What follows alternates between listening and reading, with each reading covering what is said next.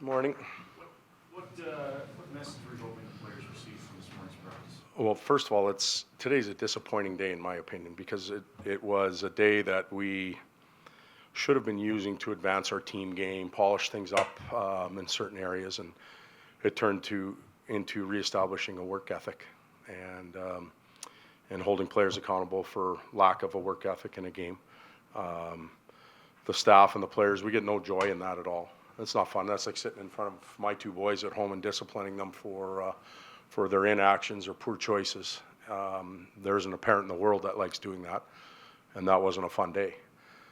But we had to reestablish that there are some expectations when you put the equipment on to be honest at least. And I was disappointed after reviewing the game again, and obviously the effort and the battle level, but even some of the game management situations. Minute 20 shifts.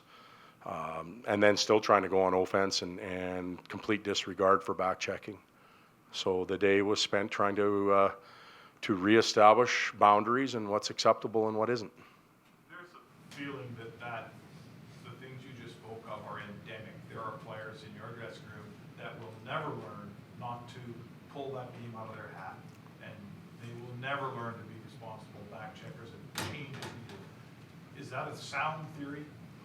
Well, my experience is 200 days. I've seen improvement in a lot of areas, and then it comes back in. It's like a disease that you think you have cured, and then it reappears, and you got to go back. And I think I used the word eradicate the other night.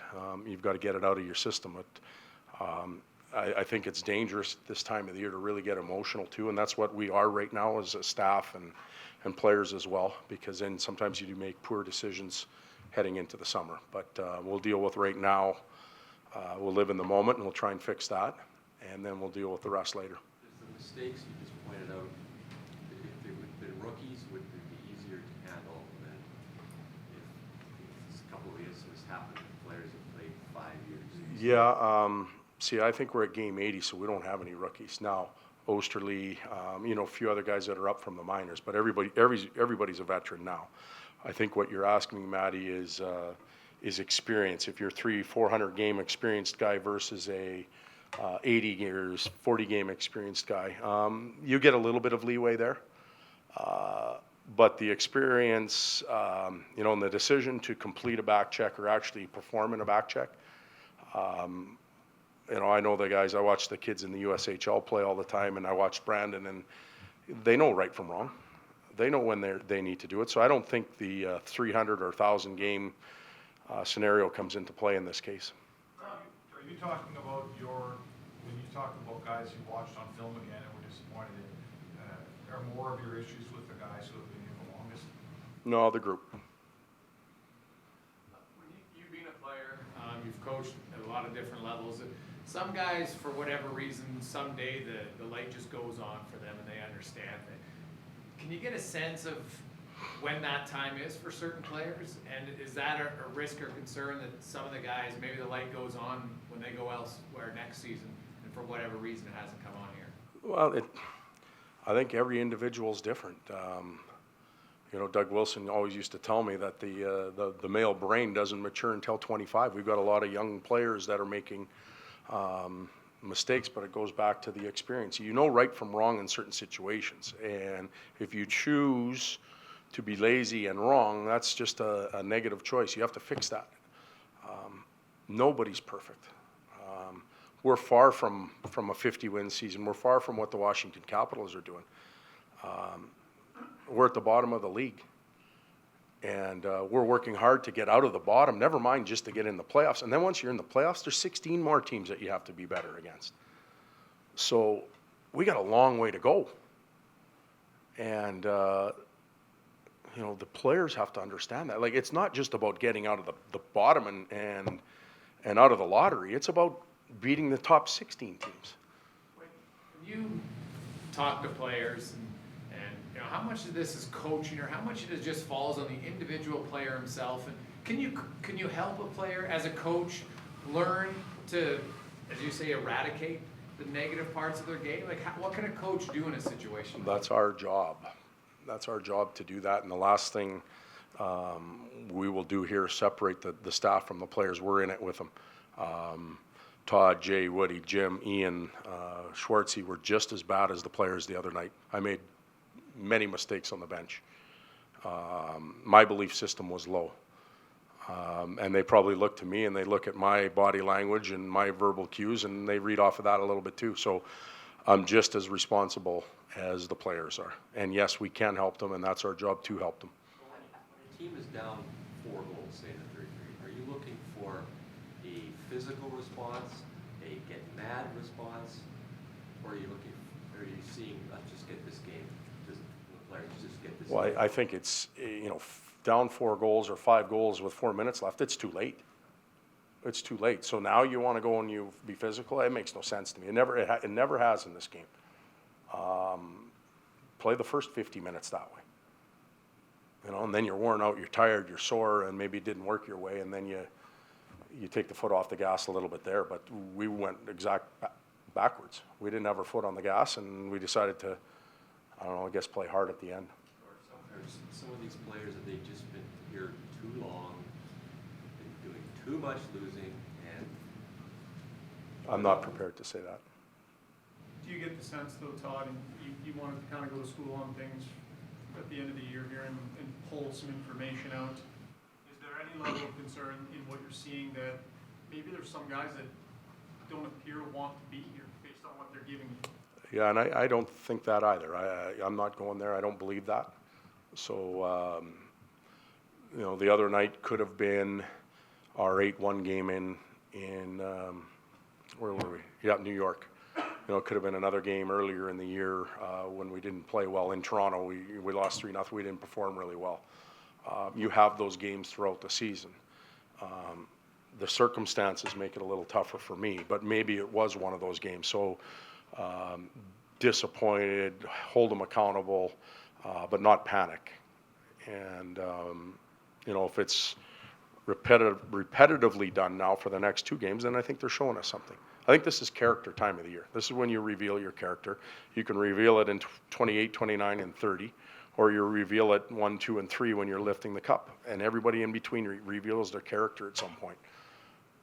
It's interesting, you said that you coached poorly and you got dragged into the negative feelings. This is a different situation for you, but I guess do you get a feeling from where you stand that in fact it can pull you in? It can take even a positive guy? No, it's an emotional game.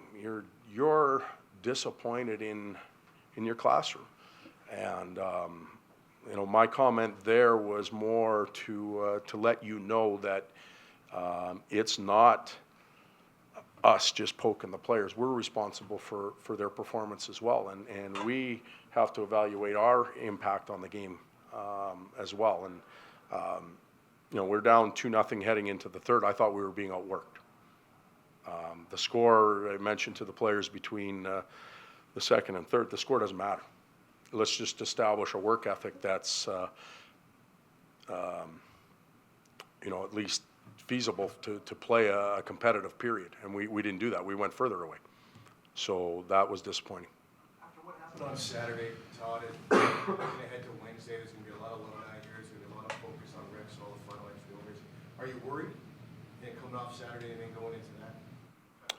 I think we get to wipe it away now. It doesn't ever leave, but we get to fix some things and we get to go out and compete again.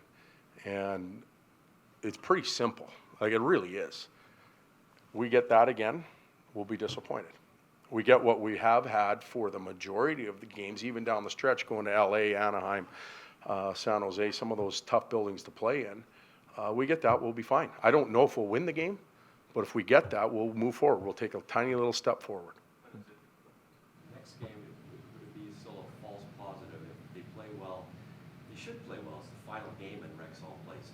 And, I guess negatively, they don't, then that's a real late. Yeah, but we should have played well against our provincial rival in the last Battle of Alberta and the last Hockey Night in Canada game, and we didn't, so to reason sometimes doesn't make any sense. We should play well 82 games a night, or 82 games a season.